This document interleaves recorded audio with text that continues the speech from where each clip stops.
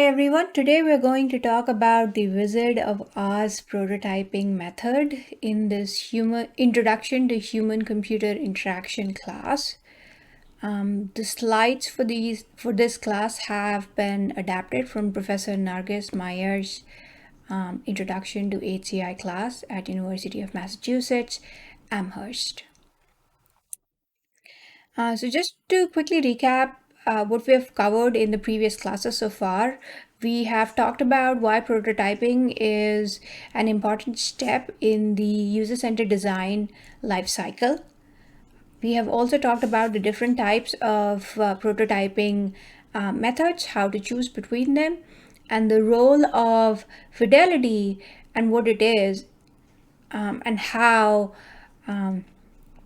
fidelity is an important factor to keep in mind while choosing what kind of prototyping method to use. So keeping all of that background knowledge in mind, we come to today's mini lecture as well as the learning objective for this lecture, which is to identify and recall what is the Wizard of Oz prototyping method and what constitutes this particular method. So for those of you who are curious and are wondering, where does the term Wizard of Oz come from? It comes from a movie and book. I think it was released in the 40s. And so let's take a look at this particular video clip and then we would answer what Wizard of Oz has to do with HCI and what does it mean. Please, sir, we've done what you told us. We brought you the broomstick of the Wicked Witch of the West. We melted her. Oh, you liquidated her, eh? Very resourceful. Yes, sir. So we'd like you to keep your promise to us, if you please, sir. Not so fast. Not so fast. I'll have to give the matter a little thought. Go away and come back tomorrow. Tomorrow? Oh, but I want to go home now. You've had plenty of time already. Yeah. Do not arouse the wrath of the great and powerful Oz. I said come back tomorrow. If you were really great and powerful, you'd keep your promises. Do you presume to criticize the great Oz? You ungrateful creatures think yourselves lucky that I'm giving you audience tomorrow instead of 20 years from now. Oh, The great Oz has spoken. oh, Pay no attention to that man behind the curtain.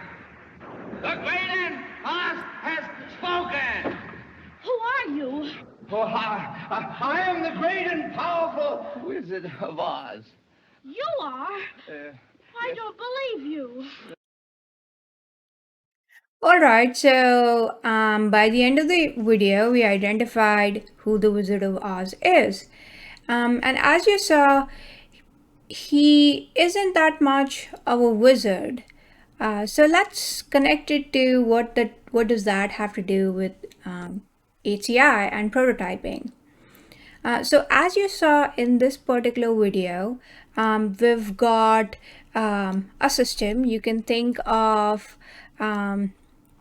the magic or the drama that was happening when the characters were interacting. You could think that as the system. And then you had this human who was hidden somewhere in the background and who was responding to users' interaction and manipulating the system to respond to what the users and how the users were interacting with the system. And then the third piece is that you had users. And so even though they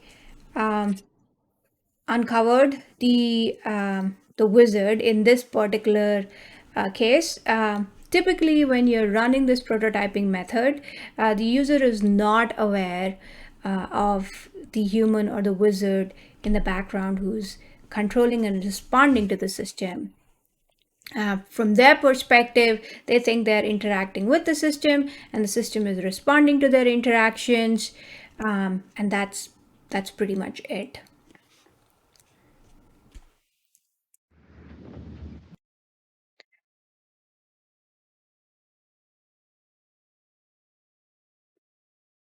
So, to recap what we have learned in this lecture so far, we've identified where the term Wizard of Oz comes from. We have also realized that in order to do Wizard of Oz prototyping, these three are the following key points that need to happen.